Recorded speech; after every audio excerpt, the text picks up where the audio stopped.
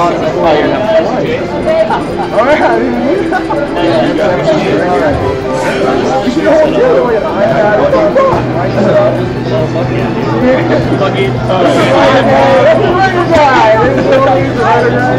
you got tournaments before, man. There's like a story of that. Oh, hold on, guys, don't start it yet.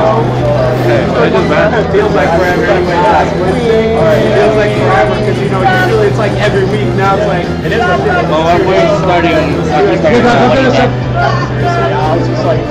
I'll set that down for a moment, so let me do one thing. I like it. I'm always 100% for Gentlemen's if you can find a way to get it in, ease in, so long as everyone's okay with it. Because, I mean, I don't know. I don't think any of the characters are truly broken. I mean, not really. Roy does a little bit of roids, you know. But yeah, I've been messing with Roy lately. He's different. I feel like I can't play him the way I like to play Lucina, but he has other things that just make him such a good character. And if you take advantage of those, he does some work. Oh, yeah. He's such a literal Miley Cyrus reference, knowing that he comes in like a wrecking ball. And I mean, I know what you're saying. I kind of expected you to main Roy, as a matter of fact. It's more your forte, you know? Right. But like I said, it just feels weird. I don't know. All right, well, here we go. We got the originator of King of Fighting Games, Ryu, and we got ourselves the originator of Nintendo, Mr. Game & Watch. Nothing but those originals right here on Battlefield. Yeah, Nite's been putting a lot of work into this Ryu. I've been playing with him a lot. I'll put hours and hours just into this Ryu, and it's looking really polished.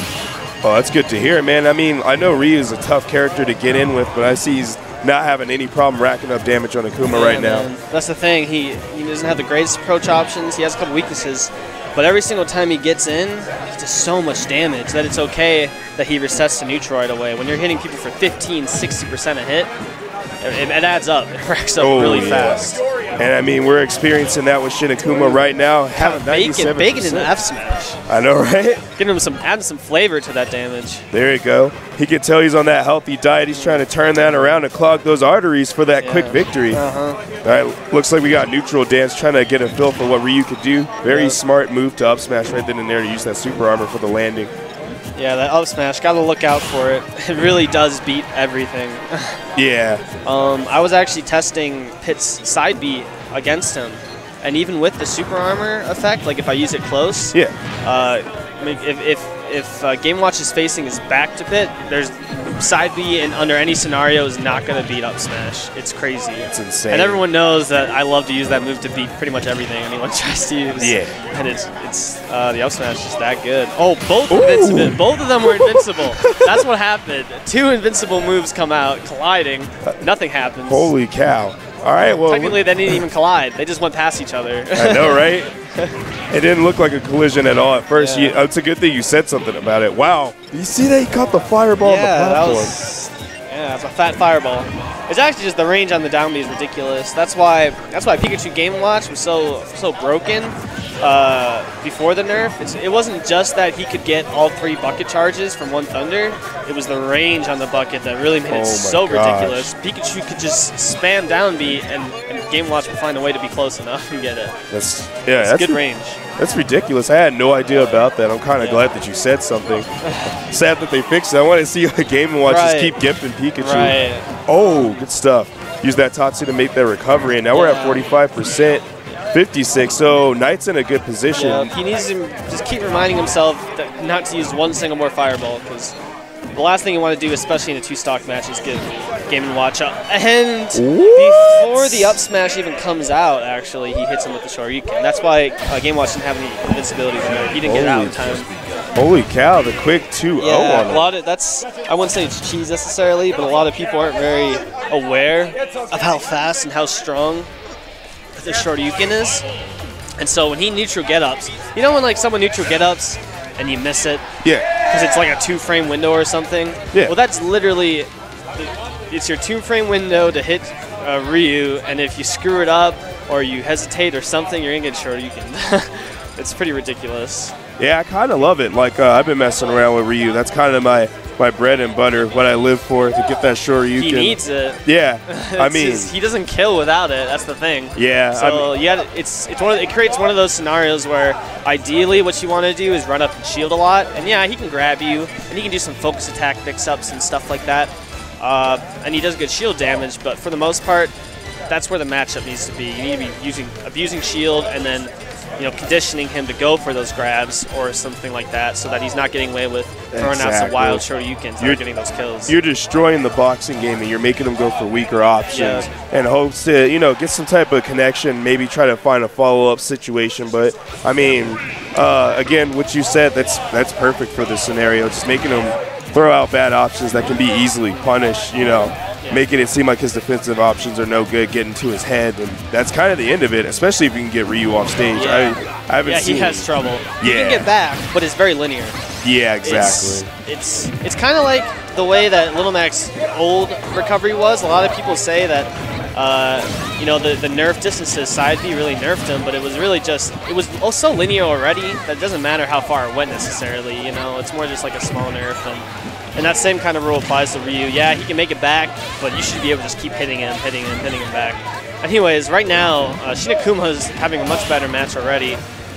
Ness is going to definitely live longer than Game & Watch. He's going to get some nice grab setups, get Ryu in the air. I like this match a lot better already. Oh, yeah, and definitely. he has a good projectile he can throw out there. And as you can see, Nite's just not having it. He's like, I'm not going to try to approach that. I know that creates a good situation for this Ness. So he's just going to be patient, let him spam those PK fires and find a way in. Ooh, that was not the answer.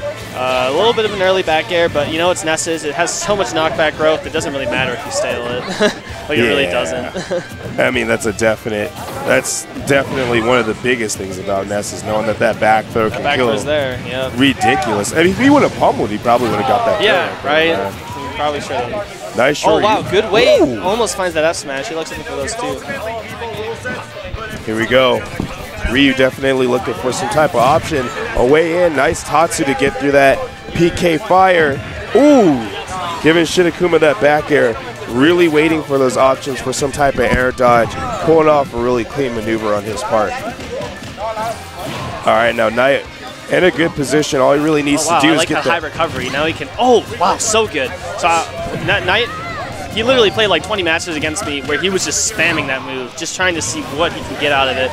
We realize it's just like an Olimar whistle from Brawl. I don't know if it's the same in PM too, but when Olimar whistles as he's coming down, he gets super armor. And that's what Nite just did. You can just take a hit, Exactly. But you get back to the ground, so the ward's worth it.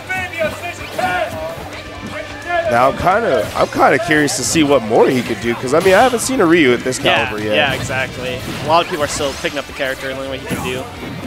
Here we go. Finds the grab punish. Looks like Shin Akuma's not appreciative of this Ryu whatsoever.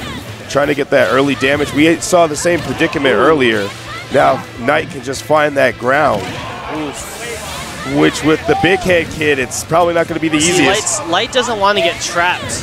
He doesn't want to air dodge that low because he doesn't want to get grabbed afterwards. So, I mean, unfortunately, he took a lot of hits, but, in the past 2 or 3 hits that he's taken, he just kept expecting Ness to mix it up, and just wait and then go for a grab. But Shin Akuma just kept throwing moves out, and it paid off for him now. So let's see if he can finish it. He really only needs a back throw. I'm pretty sure Nite is dead from any point in the stage. Yeah, I mean, even without pummels, he can literally just throw him. But I mean, ooh, nice neutral. Finds a short hop there.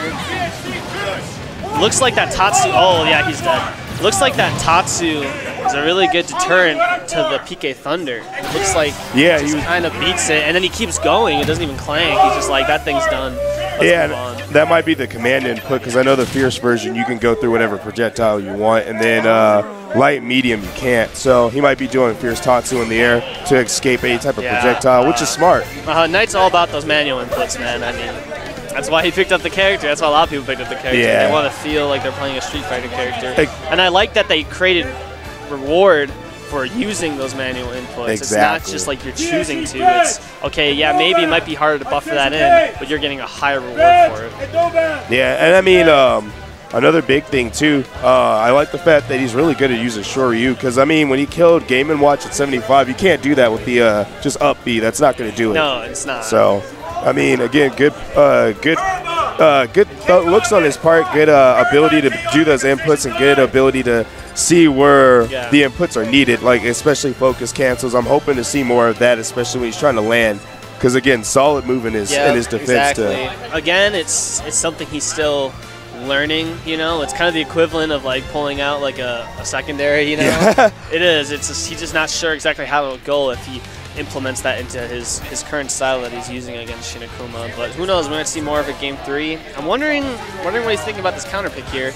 He might even think about switching. He has a really, really good Captain Falcon that actually goes like 50-50 with me, so it's really solid. I think he's digging deep. Yeah, he's thinking it. Are you going to have a brain blast, or is this just a teaser? He's probably thinking about, he probably wants to stay Ryu, and he was just thinking really hard about, you know, is there a stage that would just make it that much in Ryu's favor that he'd feel more comfortable, but I guess he can find it. I am not seeing it, because if he does a low ceiling up air, you know, if he does something with the bad, like a box radius, a blast box that's different than back throw, you know, he's kind of beat out of every option that he has. Falcon has a lot better options off stage against in terms of gimping Ness too. So he might look for some of that. Well, right now, though, Ness just does so much damage. He's at 61. I don't even know how it happened. He a lot of down tilts. He's using down tilts to stop his rush. And another big problem, Shin Akuma's secondary is Captain Falcon. Oh, okay. So he's very aware of this matchup. Oh yeah, this is. Then again, a lot of us are. Oh yeah, touche. You gotta know about Falcon. If you're gonna live in Colorado, especially the Denver area, you guys use Falcon a lot in Denver. Yeah, we got a lot of Falcons. It's ridiculous. The flight of the bird. Here we go. 114 to 52%. Nice back air to get that solid landing, but Shin Akuma still having that solid lead. Nite Money going to have to style to get some type of something going on in here. That's a really good option. Oh, but Shin Akuma just chases him. All right, YOLO swag. I'm hoping his theme music's turning on, because he's going to really need some type of oven burning to get this going. Now, usually that down B out of the platform is safe if Kuma is doing anything but not moving, and he wasn't. He wasn't pressing any buttons. He wasn't jumping at him, so that's why he got punished that hard for it. Now, I mean, you play Nite Money a lot. You play Captain Falcon. What are you kind of seeing as a comeback maneuver in this situation? Because right now it looks like he's getting a lot of good pokes, but resetting the neutral 110%. Well, as for facing Ness, it's always good to look for those off-stage gimps. Falcon just needs to play solid. Even when he's behind, he just needs to play really good neutral, get the grab punishes, or like that was a straight up frame trap. You know, he found it. He found the kill. So now we got it even again. That 1% lead, though. Yeah. Oh, what's he going to do? Oh, no, deficits. Deficits galore. Now, Nite's got a clean slate here. You gonna take off? Oh yeah, getting called up. Oh, cool. I'm gonna have SSB100 join me on commentary here. But now this stock is gonna go a lot better for Nite. Shin Akuma racked up a ton of damage out of a nice side beam to down throw in the first stock. But now, as you can see, Nite's pulling a lead here, and Nite is really scary with the lead. Because he's very patient. He will wait all day for you to approach him if he has to, because it works, as you can see right there. How's it going, man? Going fine, man. Sorry, I'm just like thinking like, what should I say? Yeah, you're already in the nudge. You're good, man. All right, so Akuma's doing a lot of pressure games right now with the shield, but he's not getting anything. Yeah, it looks like Nite's more in command of the second stock than he was in the first one. Looks like, oh, that's definitely not what he wanted. Did he want it? What? Yeah. Oh, dude. Yeah, that's the most unfortunate SD I think I've ever seen, actually. Dude, BNF? BNF? Come on. Man. Wow. Good match either way. I was